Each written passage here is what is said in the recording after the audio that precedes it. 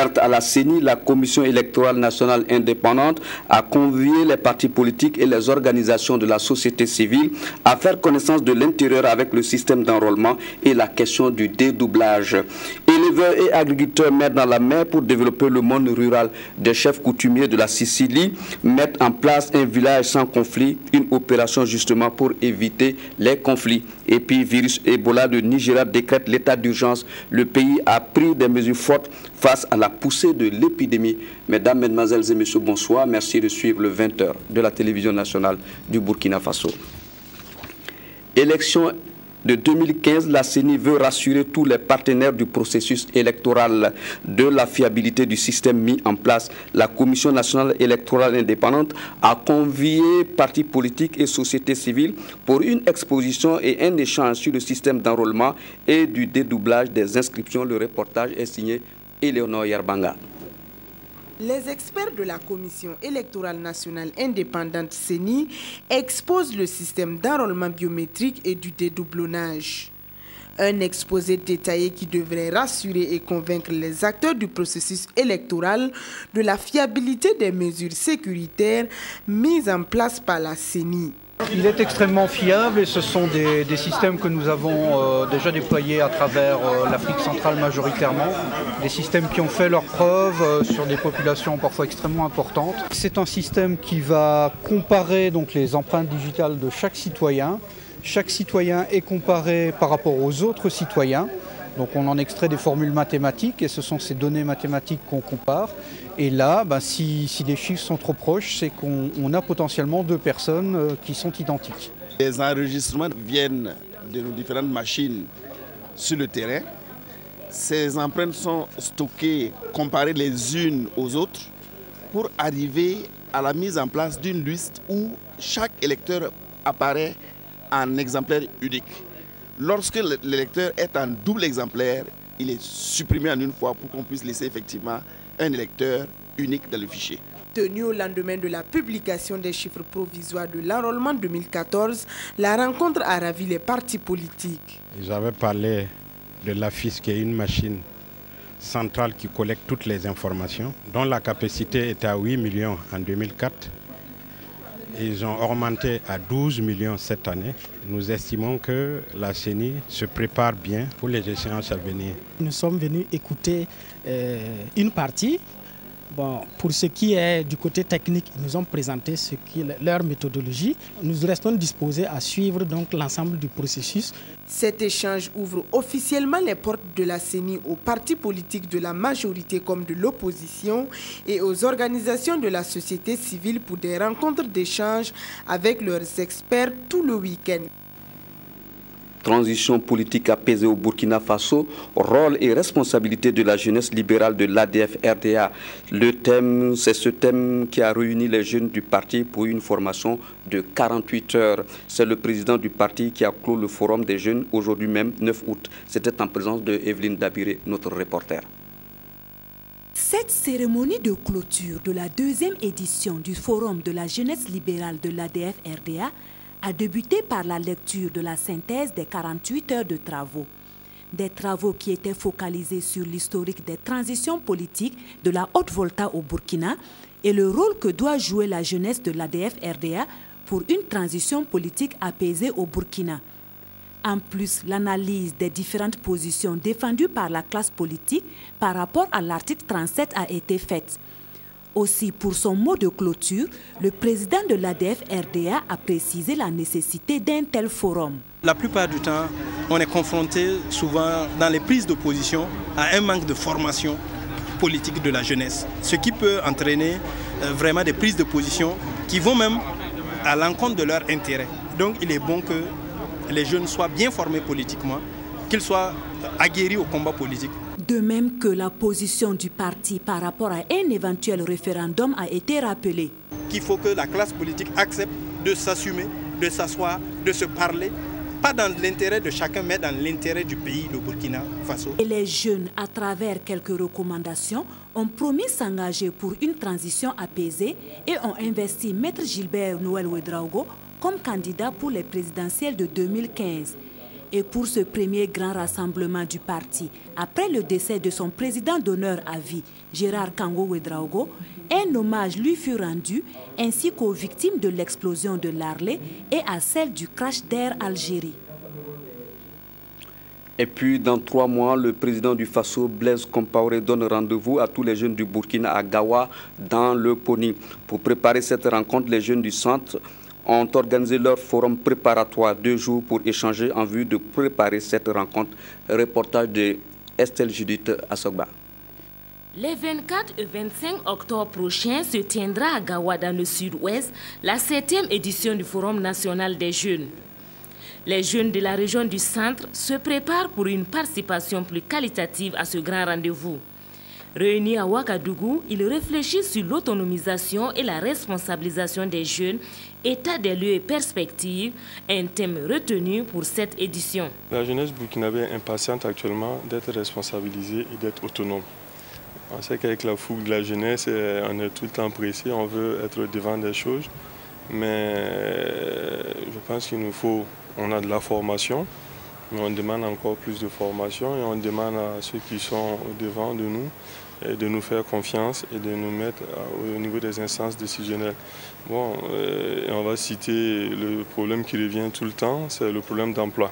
En plus de ce thème central, ces jeunes échangent aussi sur les préoccupations auxquelles ils sont confrontés. Répartis en 5 catégories, ils exposent aux autorités régionales les problèmes qui les tiennent à cœur.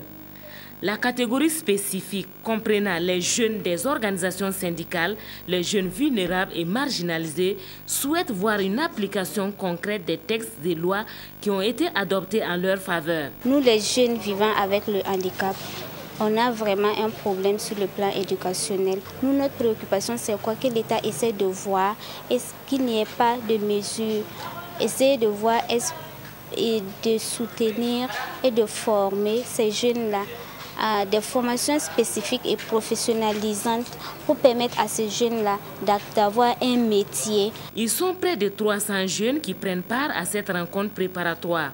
Au final, ils doivent formuler des recommandations et prendre des résolutions quant aux modalités de leur participation au développement local. Le réseau parlementaire eau potable, hygiène et assainissement était dans le centre-est de notre pays les 6 et 7 août dernier. Cette mission avait pour objectif de voir l'état d'exécution du programme national eau potable et assainissement dans les communes de Béguédo, Bousma et de Baskouré. Le reportage d'Emmanuel Kaboré et de Moussa Tamboura. Le programme national eau potable et assainissement prend fin en 2015. C'est dans l'objectif de constater l'état d'exécution du programme que les réseaux parlementaires eau potable et assainissement REPA a initié cette mission sur le terrain. Conduite par le député Isaka Boukari Maïga, la mission a visité 3 communes rurales dans le centre-est. Il s'agit de Béguédo et Boussouma dans le Boulougou et Baskouré dans le Kouritenga. Partout, le programme s'exécute normalement, mais des difficultés demeurent. Nous avons des localités où il n'y a même pas de forage. Les gens sont obligés de creuser eux-mêmes des puits à grand diamètre traditionnellement pour pouvoir utiliser. Cette année, nous avons identifié des zones où il y avait vraiment un besoin crucial d'eau potable. Nous avons identifié ces zones-là et nous avons même lancé les marchés.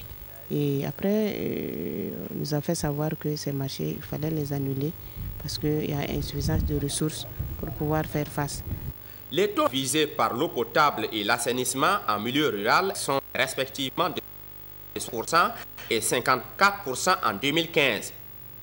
Les communes visitées ont en général un taux supérieur à 80% en eau potable, mais l'assainissement reste un problème à résoudre.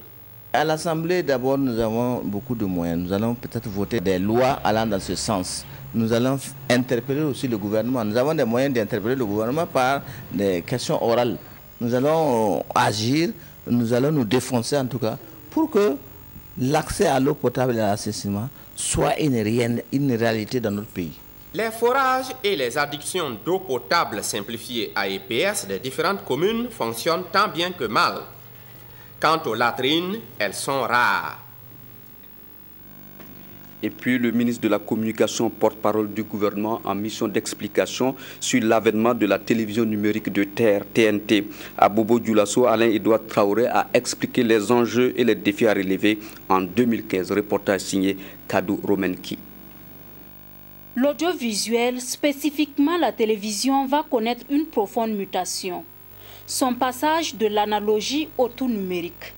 La question de la télévision numérique de terre TNT se pose en termes de souveraineté étatique et présente également quelques réaménagements en termes d'équipements adéquats. Les téléviseurs que nous avons peuvent toujours être utilisés par l'intermédiaire des adaptateurs et des décodeurs qui seront bientôt mis à la disposition de la population. Maintenant, nos prochains nos prochains achats, nous mettrons vraiment l'accent sur la recherche de ces appareils-là qui répondront aux futures normes. Des normes TNT adoptées dans l'espace UEMOA-CEDEAO et ratifiées par le Burkina Faso. Mais au-delà de ces contraintes, la TNT offre plusieurs avantages aux téléspectateurs, dont celui d'accéder à plus de chaînes, entre 15 et 20. Et cette diversité de chaînes est porteuse de création d'emplois. On crée des opportunités pour de nouvelles chaînes, mais au-delà de cela, il faut animer les contenus de ces chaînes. Il faut que des agences se créent, des agences privées de production, de documentaires, de cinéma. Ils vont embaucher des acteurs, ils vont embaucher. Ça veut dire que c'est un défi en matière de création d'emplois, c'est un défi en matière d'organisation même du secteur de la communication. La TNT aujourd'hui, et sur les 100 dernières années, c'est une opportunité inégalée en termes de perspectives et de potentiel. Le passage de l'analogie au numérique est une recommandation de l'Union internationale des télécommunications qui se veut effective au plus tard en juin 2015. Le processus va coûter plus de 46 milliards de francs CFA à l'État burkinabé et il entend mettre les bouchées doubles pour relever le défi. Un village sans conflit entre agriculteurs et éleveurs, un défi que des chefs coutumiers de la Sicile entendent relever. Ils ont opté pour la sensibilisation et l'information à l'endroit des principaux acteurs. Explication avec Maxime Zongo. Au nombre des causes des conflits agriculteurs-éleveurs malheureusement de plus en plus récurrents, le déficit d'information, mais aussi l'absence de dialogue entre les acteurs. À Léo, les chefs coutumiers qui entendent jouer un rôle déterminant dans la préservation de la paix et de la cohésion sociale ont alors entrepris de créer les conditions propices à l'atteinte de cet objectif. Former et informer largement les principaux acteurs. Au niveau traditionnel, quand on vous dit que vous êtes responsable, vous devez aussi aider aussi la société, les communautés à vivre en paix. Et c'est dans cette optique-là que nous, l'association de chefs coutumiers du canton de Léo, on a initié beaucoup d'activités. Vu ce qui se passe dans les autres régions, dans les autres provinces, nous voulons devancer les autres. Ici, de toutes les localités du canton de Léo, ces chefs coutumiers ont mobilisé autour d'eux des agriculteurs, des éleveurs et bien d'autres personnes ressources. 2 jours durant, les participants vont ensemble diagnostiquer les causes locales des conflits afin de les prévenir. Lorsque nous voyons des responsables coutumiers qui se coalisent contre ce phénomène, nous pensons qu'il convient de leur apporter notre soutien à tous les niveaux. Et c'est ce qui justifie notre présence ici à leur côté pour leur dire que ce qu'ils sont en train de faire va en droite ligne avec les préoccupations du gouvernement. C'est une occasion pour les participants de s'approprier les principes fondamentaux de la gestion du foncier rural, des espaces pastoraux, du mécanisme de gestion des conflits. L'environnement, objet de toutes les attentions, n'était pas en reste. Les instruments utiles et nécessaires pour sa préservation étaient également à l'ordre du jour. Et puis l'Ordre national des pharmaciens du Burkina Faso communique. Dans une conférence de presse organisée hier 8 août, l'Ordre envisage de rassurer les populations en les aidant à se soigner dans de très bonnes conditions. Le reportage est signé Yolande Lompo. Ils sortent enfin de l'ombre et lèvent le voile sur le fonctionnement de leurs officines, mais aussi sur l'ensemble des mesures prises par les autorités sanitaires et l'ordre des pharmaciens du Burkina Faso en vue d'améliorer la disponibilité et l'accessibilité des médicaments aux populations. Ce premier face-à-face entre l'Ordre national des pharmaciens et les hommes de médias a pour but de rassurer les Burkinabés. À ce jour, il en existerait 130 officines rien que dans la ville de Ouagadougou et afin de venir à bout des difficultés liées au fonctionnement. L'Ordre des pharmaciens, en concertation avec le syndicat et la Profarm, a également entrepris de nombreuses actions au nombre desquelles nous pouvons citer l'augmentation du nombre de pharmacies pendant la garde. Ce qui fait que les officines qui sont de garde, le nombre est passé de 25 à 32 officines actuellement par groupe de garde. Il s'agit également donc de la proposition de mettre en place une deuxième caisse pendant les périodes de grande affluence. Il y a également la très large diffusion de calendrier de garde que vous pouvez retrouver partout, l'augmentation du personnel des équipes de garde. Malgré les efforts consentis, des défis majeurs restent à relever. Et c'est entre autres l'insécurité qui gagne les officines, due au cambriolage et au braquage répété. Et depuis 2012, nous avons plus d'une vingtaine d'officines pharmaceutiques qui ont été victimes de ces cambriolages et donc de ces braquages. Et il y a même eu mort d'hommes à un certain moment. Donc il y a également des difficultés de trésorerie. De nombreuses officines actuellement à Ouagadougou ont des difficultés de gestion. Cela se traduisant parfois donc justement par des limites de stock. Il y a la concurrence déloyale, la prolifération des médicaments de la rue, la hausse des charges et surtout du temps de travail, la non-application du droit de substitution par les prescripteurs. L'Ordre national des pharmaciens du Burkina Faso est un auxiliaire du ministère de la Santé créé en 2000. Il veille au respect des valeurs fondamentales de la profession de pharmacien dont il assure la défense et la promotion. La commune de Guiba, dans le Zunwego, a désormais un siège. L'infrastructure a été construite avec l'appui financier du Millennium Challenge Corporation, MCC, à travers son projet sécurisation foncière. 200 millions de francs CFA ont été mobilisés pour la construction de l'hôtel de ville. L'inauguration est intervenue le 1er août, quelques heures après la fin du compact, le programme qui a permis la réalisation des infrastructures. Reportage de Oswald Gaëtan Segda. Fini le statut de sans domicile, Guiba a désormais un hôtel de ville. Bâti sur un espace de 3600 m², l'infrastructure est composée d'un bâtiment administratif et d'une salle polyvalente. Coût total, 200 millions de francs CFA, entièrement financé par le Millennium Challenge Corporation, MCC. Nous étions sans abri véritable donc, pour les services communaux. Parce que nous avons été abrités dans un premier temps par la préfecture. Et là, franchement, nous pouvons dire merci vraiment donc, au peuple américain, merci au gouvernement, parce que nous allons travailler à l'aide. Nous allons offrir beaucoup de facilités maintenant à la population donc, de la commune. Par cet investissement, le MCC apporte un appui à la sécurisation foncière à Guiba et l'inauguration de la mairie intervient au moment où le programme prend fin. On a terminé ce qu'on est venu de faire. Maintenant, on laisse le main au gouvernement et le peuple burkinabé pour pérenniser tous les acquis. Fini donc le compact avec une gestion qui satisfait les acteurs. Nous avons surveillé minutieusement et le travail a été extrêmement minutieux, efficace. Et nous sommes fiers de montrer aux Américains que nous sommes capables de faire une gestion de transparence sans magouille, sans détournement. Guiba peut également en être fier, tout comme ses habitants qui reçoivent des attestations de possession foncière, des garanties de sécurité pour leurs terres. La gendarmerie ville de Kossiam a mis la main sur un groupe de supposés malfrats. Composé de 4 personnes, ces individus se seraient spécialisés dans le vol de vélomoteurs. Reportage de Bachirou Doussa et de Bouma Ernest Nébier. Un groupe de malfrats dans les filets de la gendarmerie de la brigade ville de Kossiam. Au nombre de 4 dont le cerveau du groupe est toujours en cavale, ces malfrats procédaient à des agressions à main armée sur des usagers de vélomoteurs tard dans la nuit. Il se remorque de deux. Quand il repère une victime, c'est celui qui est derrière qui tient la boule. Voilà.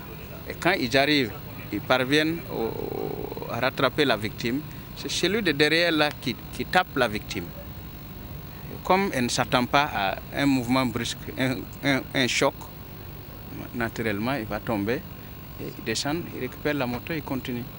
Suite aux perquisitions effectuées au domicile des bandits ainsi que dans le magasin du receleur actuellement en fuite, la gendarmerie a pu saisir ces engins. L'enquête serait partie de la plainte d'une victime le 6 mai 2014. Nous avons immédiatement mené une enquête pour pouvoir remonter sur ces agresseurs. Et c'est ainsi que le 15 juillet 2014, nous avons pu mettre la main sur deux des agresseurs. Lorsque nous les avons conduits à la brigade, ils ont nié les faits. Nous avons fait appel à la victime qui nous avait signalé que parmi les agresseurs, il a pu identifier un d'eux. Et lorsqu'il est arrivé, on les a présentés à la victime.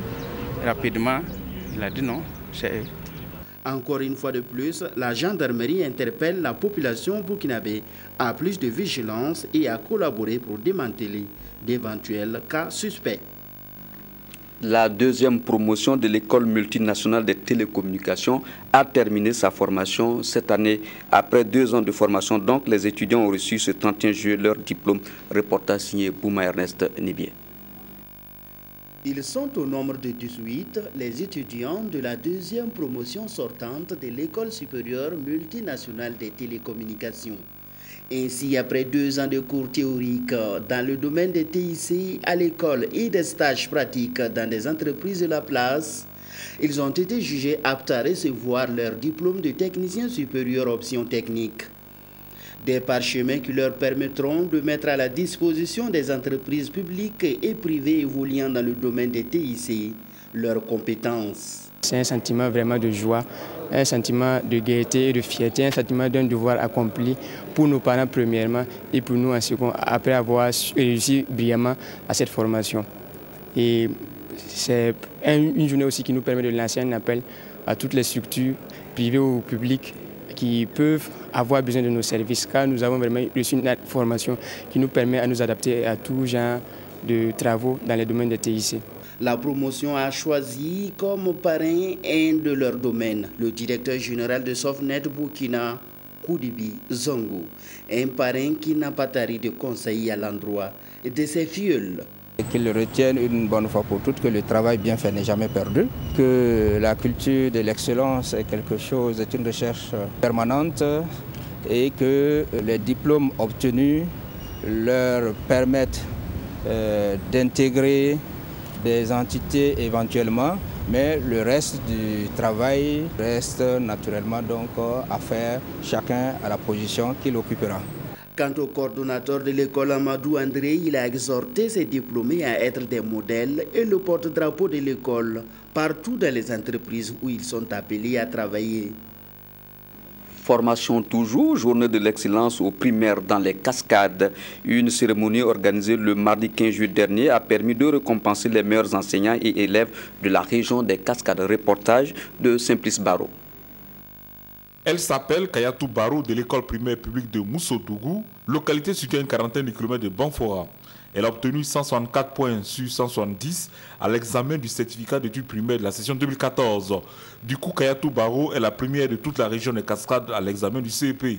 Pour ce brillant résultat, elle a reçu des responsables régionaux de l'éducation nationale un vélo plus un kit scolaire. Je suis contente d'avoir obtenu ce prix. Je remercie les enseignants et les autorités de l'éducation. Je vais travailler plus. La célébration de la journée de l'excellence à l'école primaire dans les Cascades a également été une occasion pour féliciter le personnel enseignant, grâce à qui la région a obtenu cette année un taux d'admission de 80,23% à l'examen du certificat d'études primaires CEP. Un taux jugé satisfaisant pour la directrice régionale de l'éducation nationale des Cascades qui compte maintenir le cap. Là où il y a la volonté, il y a le chemin. Et nous avons emprunté le chemin du succès. Nous comptons maintenir le cap Vraiment merci à tous les acteurs. Et encore une fois, félicitations à tous. La journée de l'excellence à l'école primaire dans les Cascades a eu pour parrain le directeur général du FER, le Fonds d'entretien routier du Burkina, représenté ici par Hortense Zida. Elle exhorte les enseignants de la région des Cascades à toujours prôner l'excellence au sein de leur établissement. Nous rêvons, nous parents, nous aînés, de passer les témoins à des générations conscientes, des générations formées dans la quête de l'excellence. Quand on a fait un bon travail et quand on a été reconnu, quand on a été récompensé pour ce travail-là, moi je pense que ça ne peut pas, ça transcende, ça dépasse tout l'argent qu'on pourrait donner comme salaire à un enseignant. Et vraiment, ces journées sont à encourager. Il faut toujours magnifier l'excellence, surtout dans le domaine de l'éducation. La cérémonie s'est achevée par la remise d'attestations et de diplômes de reconnaissance aux acteurs de l'éducation les plus méritants des Cascades. 1000 arbres par ministère et par institution. C'est le mot d'ordre lancé par le gouvernement pour la campagne de reboisement de cette année. Mission accomplie donc pour la LONABE qui a mis en terre au parc Bangourwego de Ouagadougou 1000 arbres. Reportage de Sylvestre Da. Planter des arbres au parc urbain Bangourwego est devenu un rituel annuel pour les agents de la nationale du jeu du hasard. La directrice générale en tête, ils ont mis en terre 1000 plants, essentiellement des espèces forestières, notamment des baobabs, des capoquiers, des flamboyants. Une contribution pour non seulement préserver ces sites qui fait la fierté de la commune de Ouagadougou, mais aussi une contribution dans la lutte contre la désertification et les changements climatiques. Nous sommes venus ce matin pour la 3e fois consécutive pour planter les arbres et nous avons été agréablement surpris parce que nous voyons les arbres que nous avons plantés il y a 3 ans et qui sont bien vigoureux. Là, nous n'avons pas besoin de mettre des grillages pour protéger les arbres des animaux parce que le parc lui-même est bien donc, gardé et nous avons quand même, nous nous sommes accordés pour que le personnel du parc puisse entretenir les arbres que nous avons plantés. Planter des arbres au parc Bangourwego peut paraître superflu. Mais pour la LONABE et la direction du parc, l'action a tout son sens. C'est vrai, Bangourwego est une forêt. Mais qu'est-ce que la LONABE a fait de particulier? D'abord, c'est des espèces totalement locales qu'ils ont plantées. Nous avons des plantes qui meurent, nous avons des espaces qui ont besoin d'être reboisés. Et nous avons des sols qui ont besoin d'être enrichis et là, nous faisons de la plantation d'enrichissement. Cette activité de reboisement au parc urbain Bangourwego se veut avant tout une réponse à l'appel du gouvernement. Pour le mois de l'arbre 2014, le Premier ministre a appelé chaque institution et ministère à planter au moins 1000 arbres. Et puis une note très agréable pour la RTB, notre confrère Moumouni Wanga, monteur à la RTB de Haut-Bassin, s'est mis, comme on le dit gentiment, la corde au cou le 7 août 2014 à Bobo Dioulasso. L'âme sœur trouvée s'appelle Djeneba Soura. C'était en présence des parents, amis et collègues. Aujourd'hui, c'est un jour pas comme les autres pour Moumouni Wanga et Djeneba Soura. Ils sont ici à la mairie de Dafra de Bobo Dioulasso pour sceller leur union. Le mariage, l'un des événements les plus importants dans la vie de l'homme. Après la lecture des textes relatifs au mariage au Burkina Faso par l'officier d'état civil, les deux tourtereaux ont réaffirmé leur amour. Monsieur Wanga Moumouni, présent. Consentez-vous à prendre pour épouse Mademoiselle Soura Djeneba ici présente? Oui. Mademoiselle Soura Djeneba. Présente. Consentez-vous à prendre pour époux Monsieur Wanga Moumouni ici présent? Oui, je l'ai. Désormais, ils sont officiellement mari et femme. Ils ont choisi le régime de monogamie bien commun. Après la mairie, le couple Wanga a offert un pot aux témoins oculaires qui sont parents, amis, connaissances et collègues de service. Un pot au cours duquel les artistes musiciens ont rehaussé l'éclat de cette cérémonie nuptiale. Le couple a fait une pierre deux coups. Après la mairie, s'en est suivi le mariage religieux ici à la mosquée. de planification familiale pour réguler les naissances. Mais en fait, la vraie richesse, ce sont les hommes. Alors que Allah bénisse pour vous votre mariage en vous donnant beaucoup de bonheur et beaucoup d'enfants. Voilà, c'est la fin de votre journal. Merci de l'avoir suivi. Je vous souhaite un agréable week-end. Je serai très heureux de vous retrouver demain à 20h pour d'autres informations. Merci, au revoir et bon week-end, surtout en compagnie des programmes de la télévision nationale du Burkina Faso.